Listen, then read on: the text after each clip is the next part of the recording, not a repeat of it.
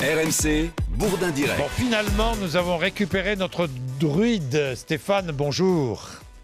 Bonjour Jean-Jacques. Vous êtes dans le Morbihan, vous êtes druide? Oui, alors je vais apporter une petite modification. Donc je ne m'appelle pas Stéphane aujourd'hui, je m'appellerai plutôt Talosectos, Ah bon? fils de Malouaros, fils de Yanomaros, fils de Yanos, pour être exact. Ah bon, d'accord. Bon, Voilà. vous êtes fils de beaucoup, alors. Vous êtes fils De mes beaucoup. ancêtres, de mes De aïeux. vos ancêtres, de vos aïeux. Bon, un druide, alors, comment devient-on druide? Tout d'abord, c'est une quête, c'est une recherche. Donc, pour devenir druide aujourd'hui, il faut d'abord contacter un collège druidique. Il faut savoir que ça existe. Nous n'avons pas complètement disparu, même si nous avons été beaucoup persécutés.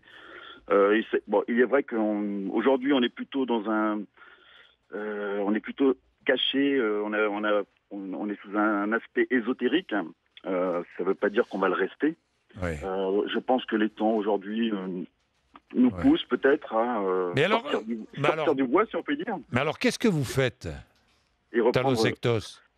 Alors Talosectos, vous voulez savoir, en fait, qu'est-ce qu'un druide aujourd'hui? Oui. À quoi servez-vous? Qu'est-ce que vous faites? Qui vient vous voir? Alors, non, il y a deux façons d'être druide aujourd'hui. Il y a une façon qui va sur la quête intérieure, ce côté philosophique. Et après, il y a le druide cultuel, c'est-à-dire qui va plutôt sur l'aspect religieux. Bah, mais vous avez des clients? Vous avez des adeptes? Non, nous avons des croyants qui s'appellent des crédimaros. Des crédimaros qui viennent vous voir. Voilà, donc on effectue des mariages, des baptêmes, des passages. Et vous êtes payé etc. à chaque fois ou? On le fait gratuitement. Vous faites ça gratuitement. Vous avez un métier à côté, alors, Stéphane? Oui, absolument. Moi, je suis responsable d'exploitation, par exemple. Ouais. J'ai 48 ans. C'est à l'instar, j'allais dire, des pasteurs qui eux, ont un emploi. Voilà, on est inséré dans la société civile, mais on n'est pas visible aujourd'hui, ou peu visible. Ouais, Mathieu voulait dire quelque chose? Ah non, je suis fasciné. Votre mail, Talosectos, c'était un coup de gueule à la base pour... Oui, absolument. Parce qu'on vous a décrédibilisé un peu avec cette histoire de druide, là, faux médecin. C'est-à-dire que, à force d'utiliser le druide un petit peu comme une caricature, avec de vrais faux druides, de faux vrais druides, c'est vrai que ça ne nous arrange pas, nous, qui travaillons un petit peu dans le sérieux, j'allais dire. Je comprends. Est-ce que vous pouvez guérir? Vous revendiquez ça? Nous ne sommes, alors, comme je vous ai dit, on a une démarche philosophique. Oui, c'est philosophique, oui. Cultuelle, c'est-à-dire qu'on apporte, nous, notre religion, c'est la croyance celtique, ce n'est pas le druidisme. Le druidisme, les druides sont les ministres du culte, si vous voulez. Du culte celtique, quoi. Du culte celtique, de la croyance celtique qui a toujours perduré depuis des années. C'est une tradition bretonne.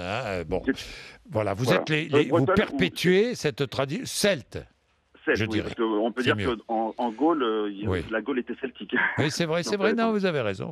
Oui, Mathieu. Pas de soins particuliers, pas de potions magiques?